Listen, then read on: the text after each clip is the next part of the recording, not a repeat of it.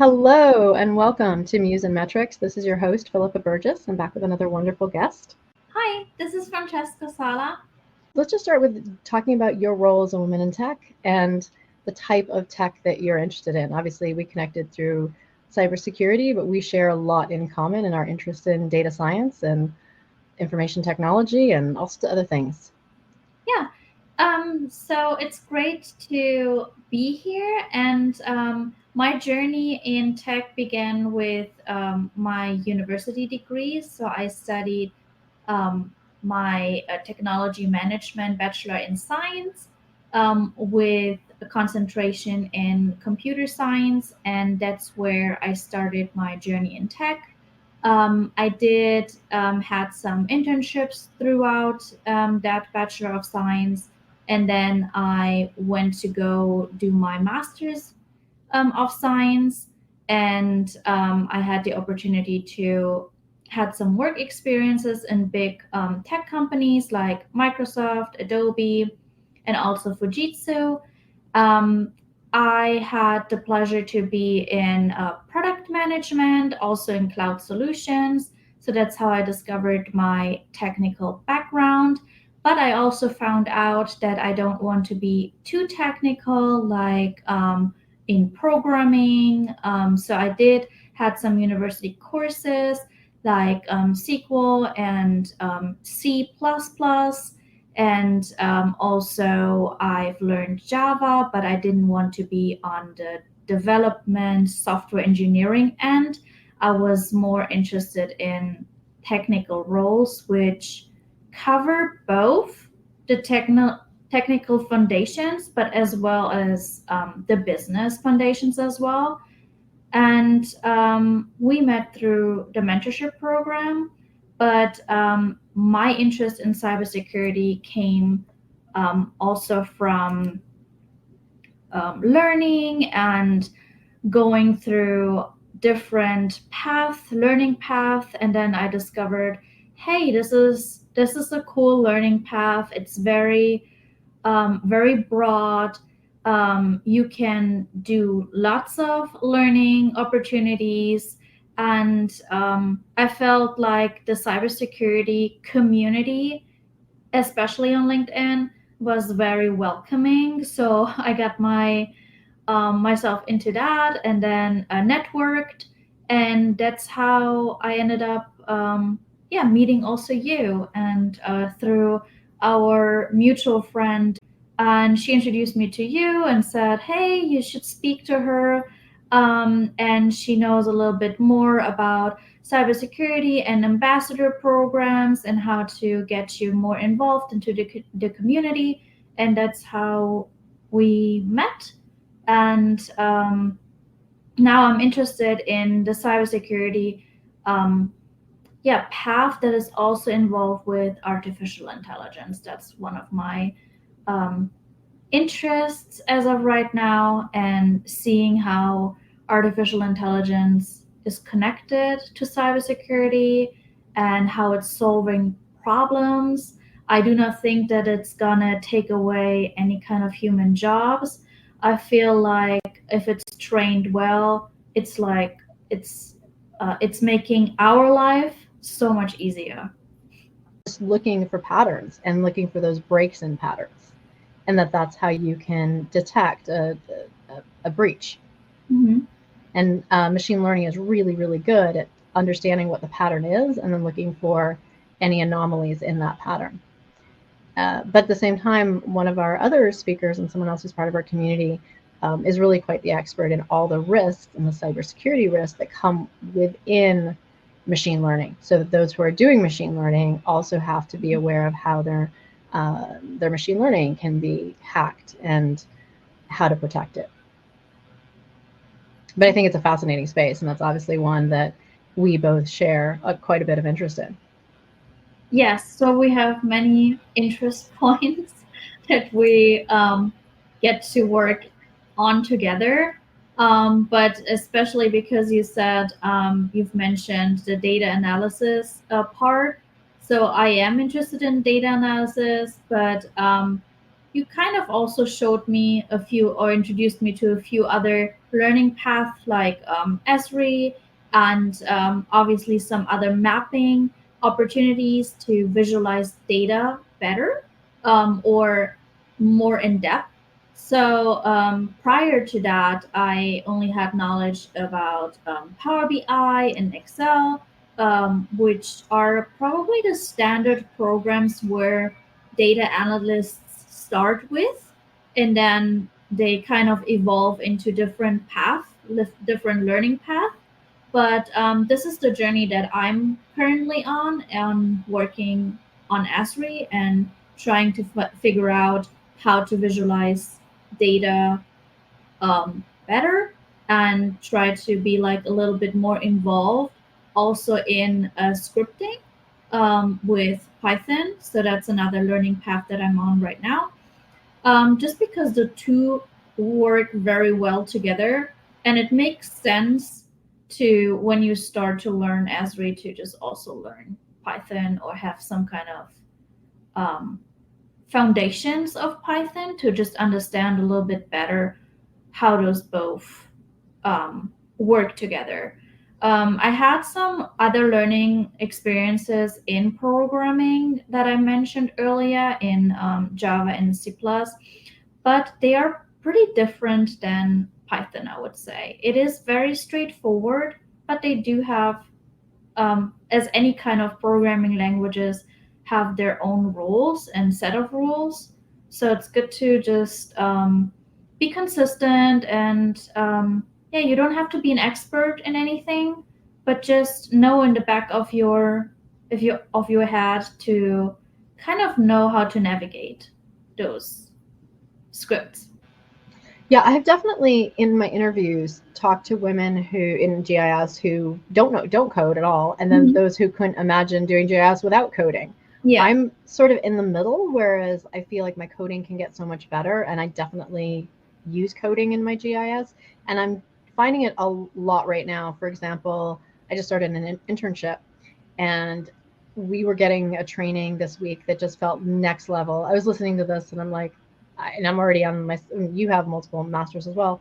I'm Yeah. working towards my second master's, and I was just like, this is like PhD level Yeah. training that they're giving us. I was so impressed with just the next level that I'm Mhm. like, I already feel like I'm like, oh, I know quite a bit, but now I'm adding it to sort of a real world government scenario, and I'm like, wow, okay, I still have a lot to learn. Like I'm super excited Mhm. to dig in to the opportunities that this internship is sharing. But one of the simple things, like we're being told kind of where to go to download data, and that there's hundreds of files and they're all zipped. Mhm. And so it's like a simple Python script can unzip all those files Yeah. as opposed to trying to manually unzip files. So those Mhm. large repeatable tasks, or you get LAZ files, but in order to actually use them within a particular program, you have to transform them to LAS files. And again, creating a Python script and just saying transform file, Mhm. and to do that for hundreds of files, to me, scripting just makes it so easy to transform data and to extract data and then to visualize data. Like I love notebooks and to explore data using kind of even a Jupyter notebook. So you're able to sort of see different things and I don't know. It's just to me, the GIS world and combining it with the power of data analysis, AI, machine learning, cybersecurity concepts, and cybersecurity skills, and because that also to me relates to national security Mhm. and crosses into risk management, disaster management, which are things that I'm particularly interested in. So I feel like all together, it just there's so many intersections and applications, and then the world keeps moving. Like you talked about your experience with cloud, and yet it sounds like you had quite a bit of experience in cloud, and yet Mhm. you're still kind of going for more cloud certifications because we're all part of this mentorship through the Google Women Techmakers program. So I did the digital cloud leader certificate, and you're now doing that one. I'm now doing the cloud architect, the professional cloud architect, and I just finished all my labs, which is, Yeah. I spent hours and hours and hours Mhm. knocking all of the sort of self-learning paths out, and then got the exam voucher because this was part of a what they call Launchpad, which is helping women with opportunities, because these aren't the things that women are often tracked towards, and Mhm. to really kind of fill in those gaps. And women often don't have the confidence to say, I can do this. And so to pull women together and say, we've got you and you've got this and you can do this. And we want to see more women get these certifications. And a little bit about cloud, because like I said, you worked in cloud and yet you're still learning cloud. And I think cloud is something that's really developing quickly. Yeah, so I'm as well doing the exam in digital cloud leader right now with Google and preparing that. So that is a professional certificate, but in my experience, the cloud industry is a little different when you are approaching it. So I obviously started with my universal university background, and I had like some classes that are cloud related, but it's different when you're working professionally because it's better to have all those certificates or some kind of professional foundation with any kind of cloud businesses. Like there are many out there, many certificates out there, but in my experience, I saw that you have better chances in the cloud business if you are certified. You can be you can have a degree like I did, like I have like the management information.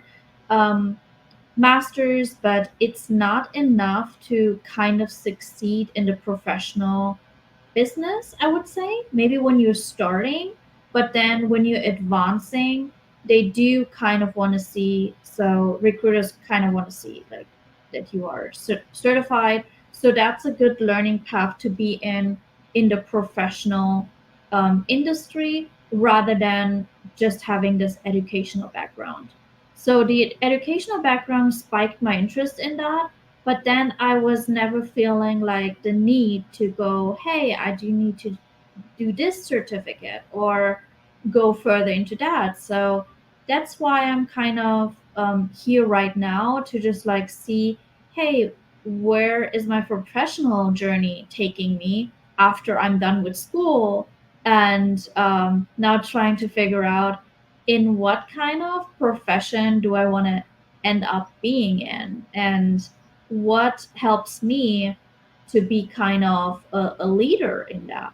So, and then as you mentioned, women often see themselves as, okay, maybe that's too technical for me. But then with all those learning paths and it's self guided, there's nobody you can there's no competition really, because you're not in a classroom full of people where you're saying, hey, this person is more advanced than you're just like literally on your own path, self-guided, and at the end of the day you're going to get your certificate, and it's not that you are kind of pressured or have this fear of um, being not as intelligent or as fast learning than other people. So that's the beauty of self-guided learning, I feel. And there's can also be a balance between self-guided learning, and I agree with everything you're saying, and also having a support community. Because what was different for me between the digital cloud leader is that they did offer a live 2-day training Mhm. to say, hey, we're going to go through this, but we're also going to lead you to self-learning paths so you can reinforce the learning. Mhm. And for the cloud professional architect, it was a 12-week course. So we met for an hour and a half every Friday. And it was interesting to me in the course of the training. It was excellent, excellent training. And there was a fair amount of technical development in this, as well as continuing on the self learning paths. And in order to qualify for this cohort, you had to complete 3 of those on your own by a particular deadline, and that just sort of showed your commitment. And as long as you met that requirement, after being invited into it, you were in it. And it was interesting to me the conversation of how many women needed to just be coached on confidence, that Mhm. the confidence that they could do this, the confidence that they were in the right place, the confidence that it didn't matter if other people had more skills or didn't have more skills.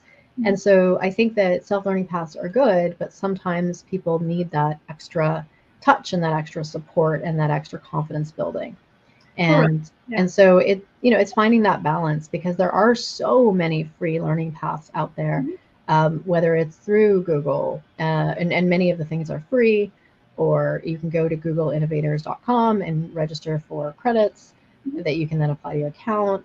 There's tons of free learning through Microsoft, IBM, Cisco, NVIDIA. Like if somebody wants to just start to say, oh, let me start on a free learning path. And then whether it's through school or whether it's sort of a nominal investment, whether it's through LinkedIn Learning or O'Reilly or Coursera, there's no lack, or Data Camp, or W3 Schools, or just going on YouTube. There's infinite amounts of free training. Esri, you've done a couple of the Esri MOOCs, and I think you were sort of saying, whoa, that's a lot. Yeah.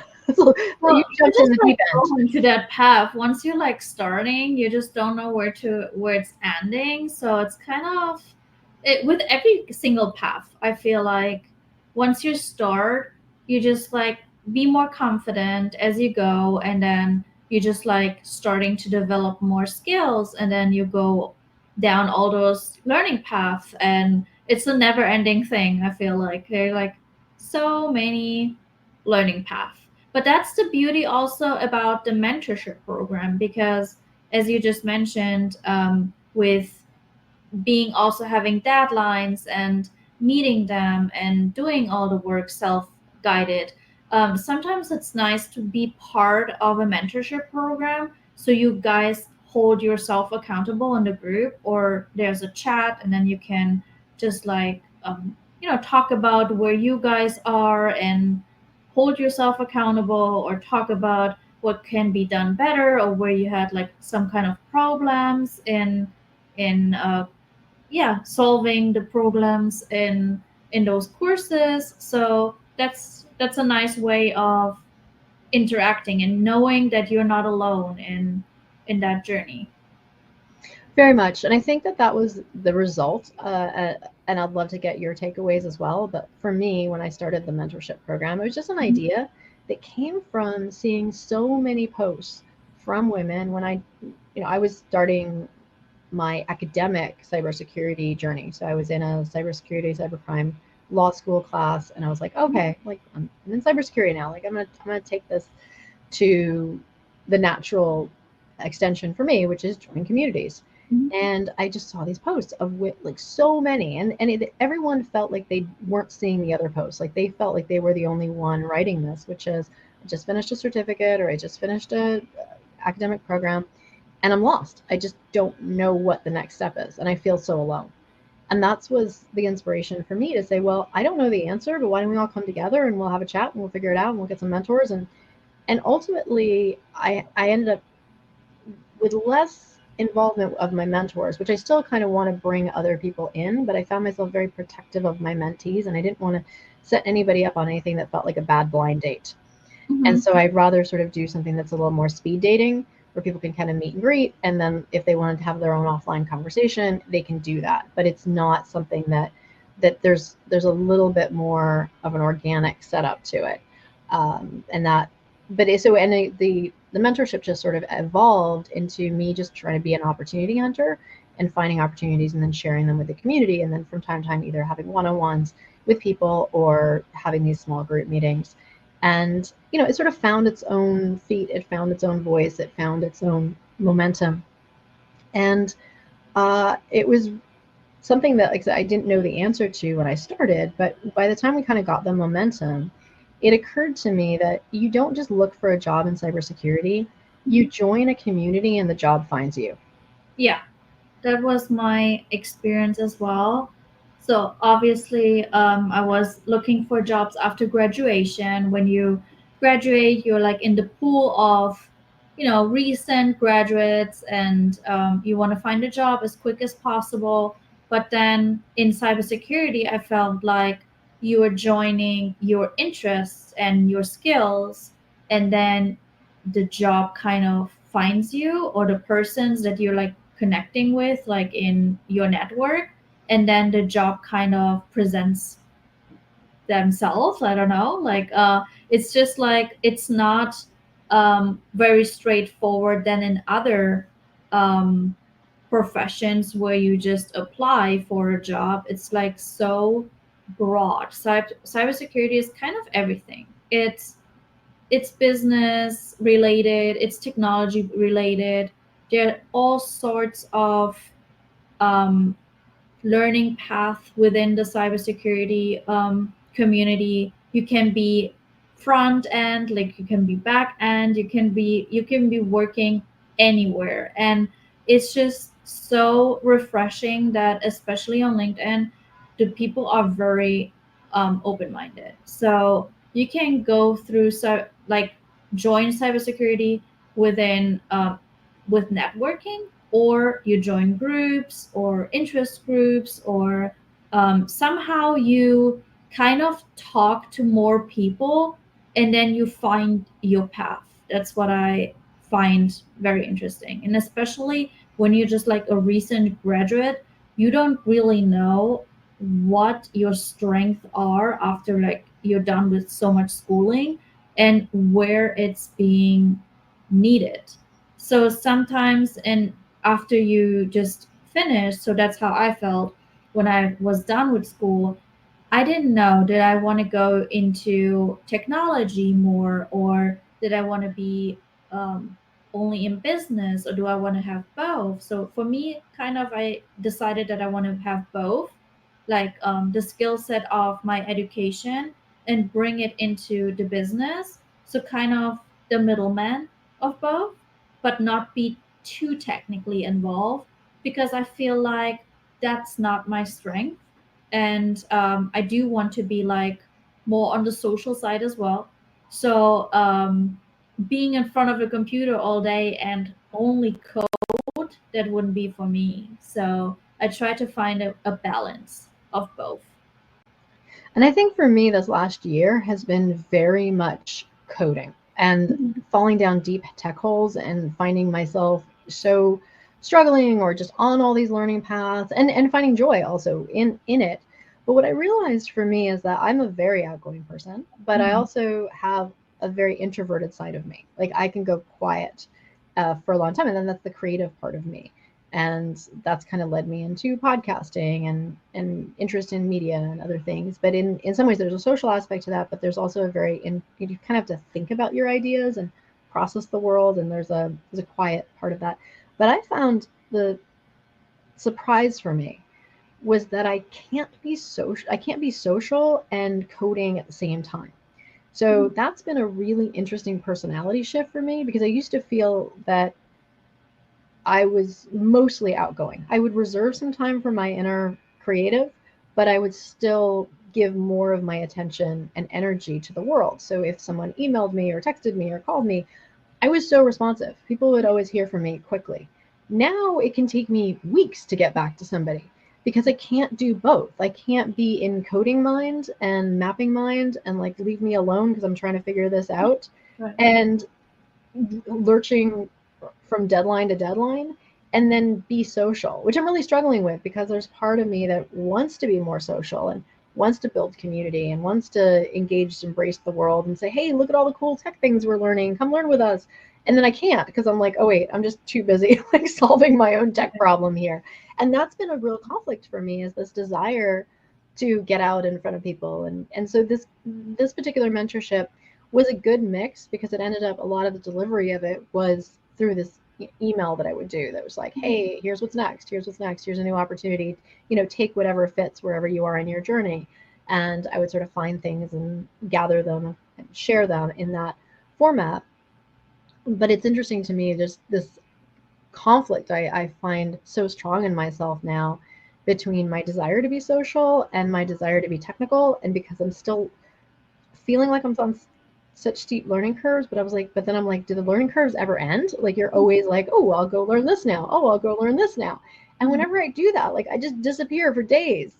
Right. And so that's where I'm struggling, is that I am an extrovert. I'm not shy, Mhm. but also to be technical, like to actually do a technical job, you kind of have to be an introvert, because you kind of have to tell the world, leave me alone. I'm doing this now. Right.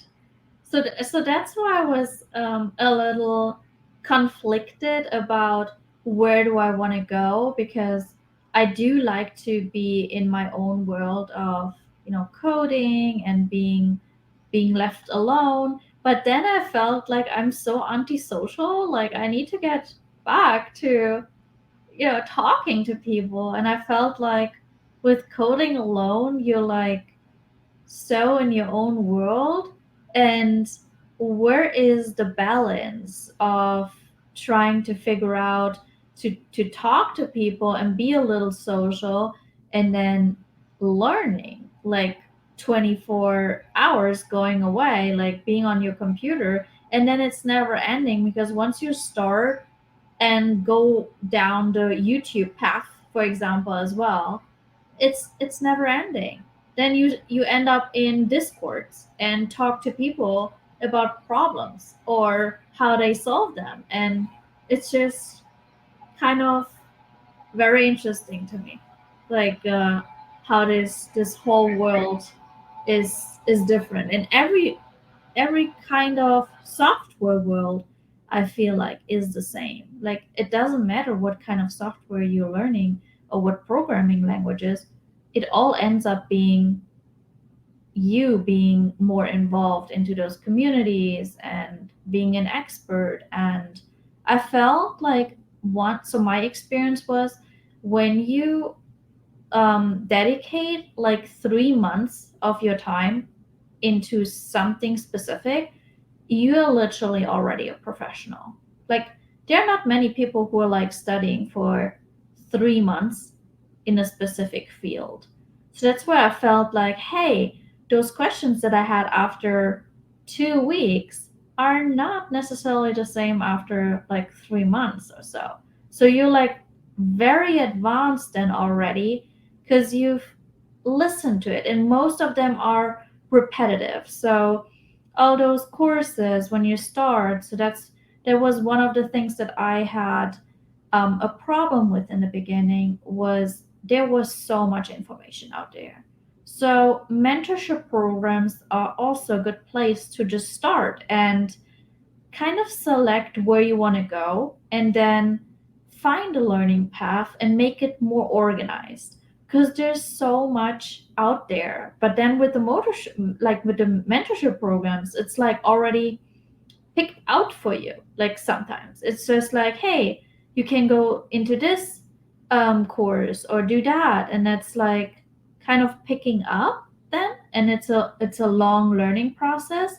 It is better than just like stay there and say, hey, I'm so overwhelmed by this information, I'm not gonna start, or I'm just leave it like that. So that's why those communities and joining those groups helped me a lot to find my way, because there is so much out there. And as you mentioned before, like Google has their own cloud programming, like Amazon has it, Cisco has it, IBM, like everyone has, every major tech company has their own learning path. Salesforce has their trailblazers. So any other company, it's just like so difficult to decide what kind of certifications you want to do. But then most of those technology companies also offer them for free, which is absolutely great. You don't have the financial commitment, but at the same time, sometimes if you don't pay for it, how committed are you? And so I think to Yeah. know, like, hey, I'm signing up for this and I'm going to finish it. I think that's the power of community as well, because a lot of us, Mhm. maybe, unless there's a very strong desire for something very specific, can get distracted with all of these free things. And so it's making sure because I know that I spent the better part of last year just raising my hand for everything. If there was an Mhm. opportunity that I saw, I just raise my hand. I mean, it got to the point when I'm a professor, so like I'm not. I needed like an endorsement on something. He's like, I'm not recommending you for anything. You've got too much on your plate. Like, and I'm like, Yeah. I know. But if I do take it on, for the most part, I'm pretty good. But it's like I have to clear my plate before new things can come on my plate. And so I have all this stuff I still want to do, but then there's this lesson of like, hey, just do what is in front of you and do it well and like clear your plate, and then you can kind of get your second course and you can move on to other things, move on to dessert, move on to just. But you can't uh, get ahead. You just have to do the best with all these opportunities that I had raised my hand for and said, hey, I want to be here. I want to do this, Mhm. and I I sometimes got yes, I sometimes got no. And I think that was another thing we've talked about, is to not take it personally when you apply for things and don't get them, but to get in the habit of just applying. And then enough of the right things will come to you. Enough things will fill your plate, and that you will have plenty to do. And then new things will come around, and you just keep applying. And the ones that are, you're a good fit for them, they're a good fit for you. And a lot of times it's a numbers game. They'd love you in their program, but they only have a certain amount of seats. So you just kind of like don't take it personally. Or take the feedback that, hey, you're better at some things than you are at others, and then you have to make a choice. Am I committing to get better at that thing, so I'll be qualified for that? Or is that more of insight from the universe of like, hey, maybe that's not my thing, and I don't really need to double down on learning that. It's maybe I have another strength over here I can lean into. Yeah, totally. But also when, like in regards of job applications, what I found for myself like very helpful was to find out what the skills are that they actually need, and then or identify myself with my future potential role, and then connect with those people on LinkedIn and see what do they study or what did they had as certificates, and then kind of try to build your own path or way towards that, so you're kind of more um, aligned with your future self, so to say. And that's what I find. And then also um, go for the network, then applying for the job. So in my experience, I applied to thousands of jobs, and there was no feedback, and some of them were, ghosting, or it did switch to something else. The business needs had changed, but you as a candidate don't really know that. So you just have to not take it personally, but as you said, and just keep going and try to find out different ways. And with all those learning certificates, I mean, that's very nice to just not stay there at home and just be frustrated about all your rejections and stuff. So use that energy and do something that is free, like all those certificates are free, or join a group, join a support group even, and maybe with the same interest that you have. So that was my case. I joined interest groups, and everyone kind of was in the same situation as me. It wasn't that before I joined all those groups, I was like, hey, maybe I'm doing something wrong, but maybe it's the market, maybe it's something else. So I feel like with those groups, you also have this kind of some emotional support, also. Like you're talking to other peers in your industry, especially also women, when it's like very specific for women related, then you can just exchange what their experiences were in the job market and how they got where they are now. And most of the learning that I've learned personally was to go through the network and just work your way with people that you want to be associated with, or you want to be in your dream job with. So, kind of like that. And it takes a lot of time and patience. So that I have to say. So it's not like an overnight thing that you like magically then employed or have your dream job. But there are so many ways to, yeah, just learn and stay on track. It reminds me of this concept of the middle, because I used to do, like, I came out of Hollywood before I did all my various transitions, and one of the things is, a lot of people were looking to get an agent or a manager, and there was always this concept of, oh, it's so easy or it's so impossible to say sell a script to Hollywood. And I was like, no, it's kind of in the middle. Like it's not super easy, but it's not impossible. Like it's very doable, but you have to do the work. You have to kind of show up, and there's certain things you have to do in a certain order, and it takes time, and you have to immerse yourself in the community, and you have to understand what they're looking for, and to kind of write a bit to the market, but also authentically write and share your kind of own voice and experience, and share something that's uniquely you. And so it's a little bit of trial and error, but you have to have an enormous passion for it, and some skill. But it's not impossible. And I think a lot of these things that are sold as, oh, it's super easy. Same thing. Like I see a lot of even YouTube, like be a data scientist and make $200,000 a year. Mhm. And I also think the idea of the middle is that if it feels like the lottery, like if you don't feel prepared and you get an opportunity that you weren't really feeling prepared for, and you're like, oh, I really lucked out, it's not sustainable. Like and you lose confidence because you're like, can I recreate this? Can I make this happen again? And the reality is probably you can't, because it truly was luck, and it was not something that was really based on effort and skill and relationships. And that was actually another model I had built to kind of explain the industry and how it works. And I think this model is kind of probably applicable in anything, which I kind of referred to it as being half art and half business, and half I forget the top and the bottom, but the idea was that the first part was you had to have a concept, kind of who are you. So back to, I do think there's a little broadness in even what I'm doing with my studies, and I know that in time people are going to want to put me in a box, like, well, what are you exactly? Mm-hmm. And because I'm sort of flowing through, is it urban planning? Is it GIS? Is it disaster resilience, disaster response? Is it national security? Is it cybersecurity? Is it AI machine learning? Like, and there's a way they all fit together, but you have to have a clear concept, like who are you? Like, and so who are you as an author? Who are you as a professional? Who are you as even like, what is the script about?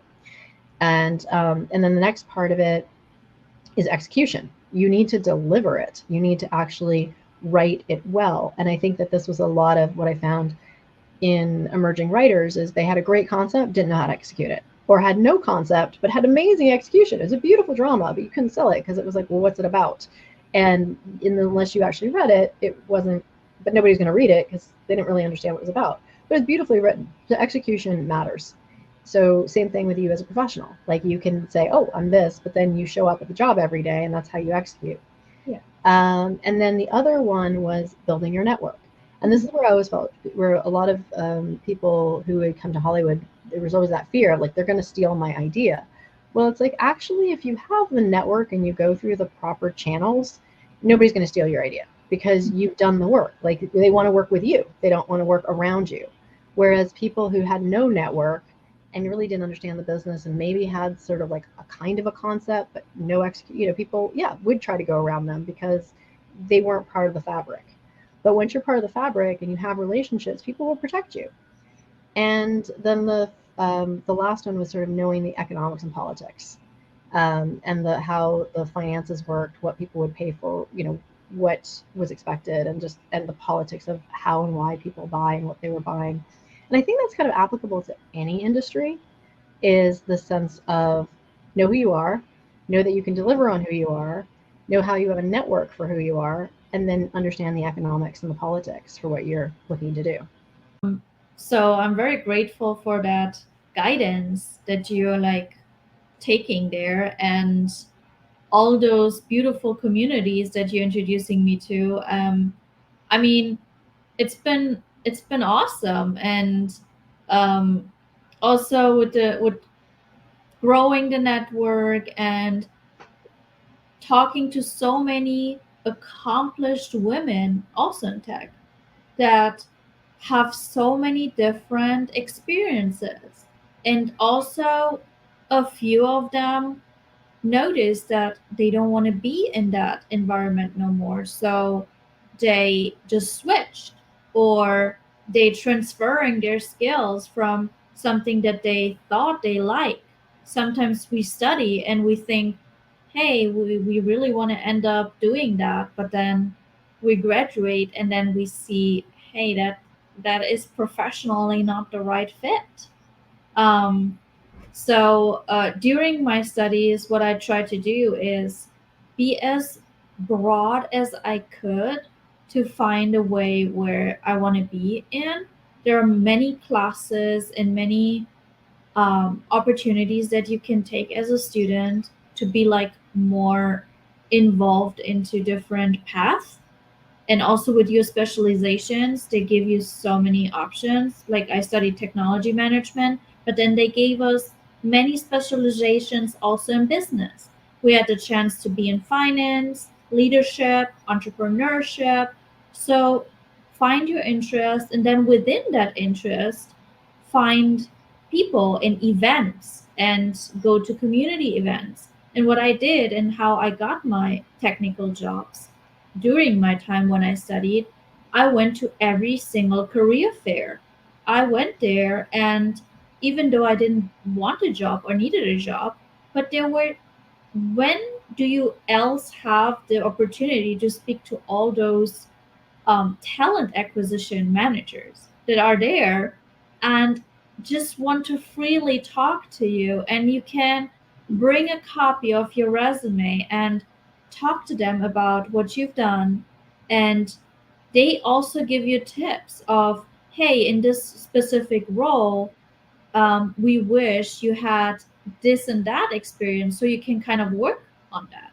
So you can go home and then you just say, okay, well, next year I might take this course to even strengthen it, to strengthen my application process.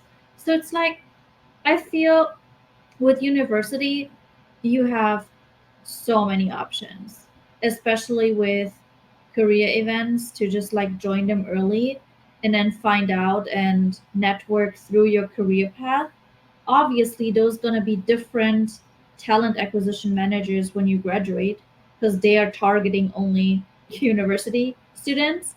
But then once you're graduated, it's kind of a different path for you to decide where to go with. But then again, events are a great opportunity.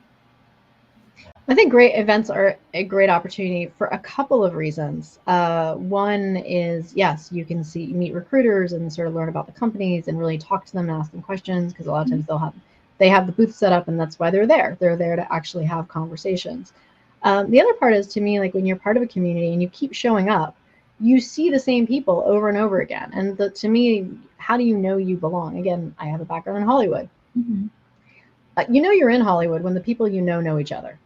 And that's how you know you're in anything. If you're in tech, or you're in cybersecurity, if you're, however you define yourself, when you're able to start going to conferences and realizing it's not about your relationships of, I know this person, I know that person. But to me, the real power comes when the people you know each other. Yeah. And there's this sense of, even if you step aside, those relationships continue. And when you come back, you seem to fit right in, because those relationships have only continued to strengthen and grow, and you're part of that community.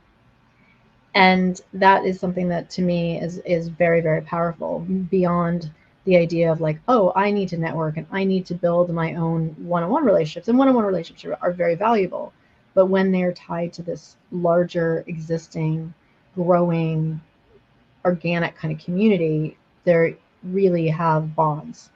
And I think that that's just a part of growing professionally, is finding those communities. And I think that sense of belonging is so affirming. I mean, I think that's really where confidence comes from, is that sense of, I belong. Yeah. And whether it's with people or even with your code, when you're working on something and you're like, I'll get this, like I belong with this, like it's not so foreign to me or so difficult. There's a sense of satisfaction from like, I'm in the right space. And then the third one I was going to say is, it's a mirror. And when you go, to me, when you're speaking to so many people and they'll say, who are you and what do you do, and tell me your story, and you're giving such an elevator pitch and you give it over and over and over again, and then you meet other people, and you start seeing, what about you is unique, what about you is valuable, what about you is really distinct and stands out, and you start to see your value in a different way than you might have before you even went to that conference. Yeah, I agree with that. And what I've also learned through all the job applications and all the all the mentorship programs as well, is that your skills of sales kind of need to be there too. So you need to know, or you need to market yourself and find some specific skills that you just said like you're unique within, like, and then just like be um, present them in a different way so you get targeted better, especially also with your LinkedIn profile. Find something that you're very specific in and that you can be known for or want to be known for, and that makes it more easier to for the recruitment as well, for the recruiters to find you, but as well as for you to find your way within the community. And another great way that I found in those mentorships, also in the community, is to volunteer. I mean, you are volunteering as well. I know that you've told me about a lot of volunteer opportunities, but I started volunteering as well, like with all those events and communities. And sometimes those events or conferences might seem out of reach for you because you have a certain budget or you cannot attend. But then there are volunteering options that allow you to be there in that networking event and don't spend thousands of dollars like an attendee, but you still have the same experience, if not better. Because you're working both sides. You're working as a volunteer and see all those people coming in and network. And then at the same time, you get the opportunity to just like switch and be, a normal person that is attending as well. And that was my recent experience, and I really liked doing that. And So tell me about you and like what's next for you. Like what are the things that you're kind of excited about? Like you came from this conference, talk a little bit maybe about the conference and then things that kind of are exciting for you that you sure. want to do next because you've been on those learning paths and like what are you seeing of like where do you want to learn more and like how do you start seeing applying this? So yeah, so I just came from that conference, and I really like the artificial intelligence aspect and how it is built in everyday's world, and especially with software as a service, built in with the space industry, and also with businesses, like how they use apps now. So nowadays to just like facilitate their daily tasks with different apps, and that help them succeed better in daily lives. And artificial intelligence is kind of the new way of working, especially also with, so what I'm interested in after that conference is to strengthen my interest a little bit more, how artificial intelligence detect in early stages in cybersecurity, how you can be more secure, how can you protect your data better, how can you figure out ways to not being hacked. Obviously, hackers are so good right now, so artificial intelligence is used also to hack, but how you can protect your data better, and what can you do proactively to not find yourself in situations where you are being hacked, or how to get out of those things. So my interest right now would be like threat detection, artificial intelligence, in cybersecurity, like how they all work together to create a safe environment for us to work in, especially because everything changed through going remotely or working hybrid. And how do you make your devices also safe in that environment to just like not take that risk with you, or work around that risk. So obviously we changed from in-person jobs to different kind of jobs, and So it's also difficult to just keep on that change and be advanced in that change. And that was kind of where I got my interest from, like getting out of that conference and saying, "Hey, I would really like to be like um, more on the side of risk management and seeing how that works, because I feel like that's a middle position for you need to know some technical background, but you also are in the business environment. So it's not too technical, I would say.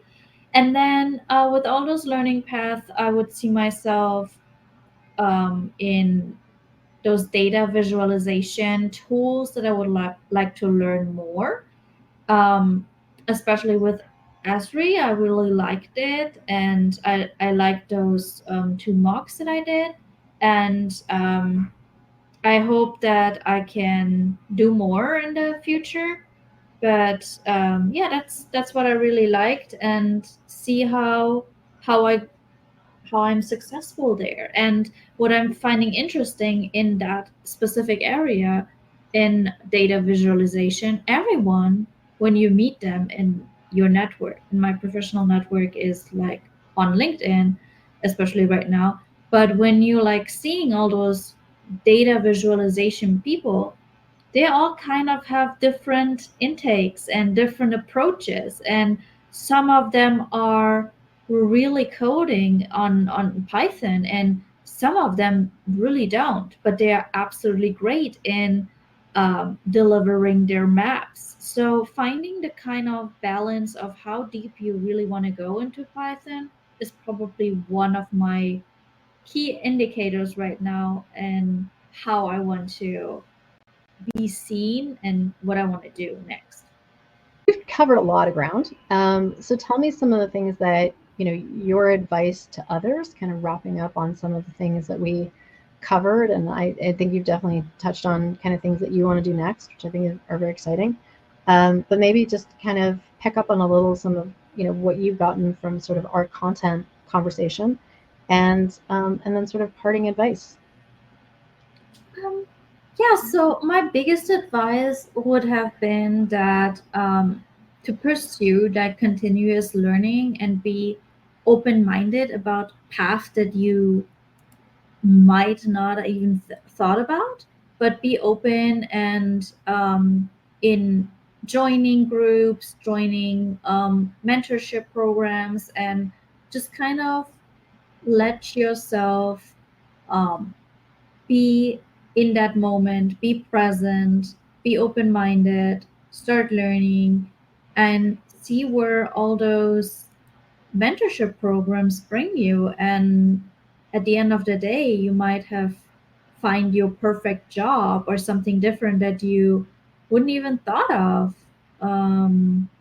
Yeah, in that regard, and staying up to date with current technology, um, try to do certificates or um, cooperate with other creators or ask other experts in that field what they thought about certain aspects of technology or where they think the trends are going. And you might be ahead of the curve then if you're like finding out um, what other experts think, what skills are needed in the future. You already can start learning them now and be like 2 years ahead of the curve. And yeah, just kind of be present, learn, and be happy with where you are at. Like, not a lot of people um, do what you are doing, and um, be just who you are, and try to find your unique skills and market yourself as being unique and find your strength within that technology community, I would say. I agree with all that. And I think especially as women, sometimes women are very much the minority in a room, in a company, in a team. So finding those women communities, there's so many that exist. I mean, we found WESIS, Women in Cybersecurity, women in Geospatial, women in GIS, women in Machine Learning, women in Cloud. They're out there. So find those women communities. Some of them are free and some of them, have a nominal fee.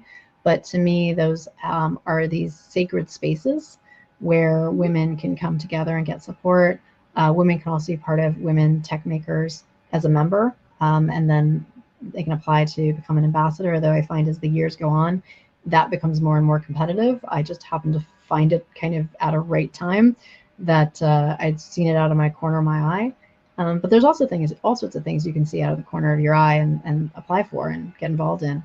And then some things I searched for. I remember I was like, what? I'm doing all this stuff with Google. What's Microsoft have? And I discovered the Microsoft Student Learning Ambassador program. So you never know. Like some things you just come in your stream. Other things you need to search for, but they're out there. And the Microsoft one actually has no gender. It's not. Whereas the Google one, I'm part of a really strong women's program. But I like that too. That one's focused on students and my identity as a student. So just finding those affinity groups and things that you have that connection to. So I have the connection with women, I have the connection as a student. And so finding those groups, I think, is so important. And again, that's how we met. And it sounds like, you're happy in the place you're in right now. And, we've gotten to this end of this year as the mentorship program. I really felt like everybody I've talked to has had that transformation, has had good things happen, has grown in their technical skills, has gotten more certifications, has improved their job searching, and a lot of people have found jobs. And then I think really the next step where I could see this community continuing to grow is in that sort of personal branding and content creation, and sort of knowing how to advocate for themselves and be visible and advocate for the industry. And I think that's the next stage for everybody. But I feel like everybody who's been involved in it has made great strides, and I think you've seen that as well. Of course, yeah, definitely. And also that you mentioned all those groups, they're awesome opportunities within the groups as well.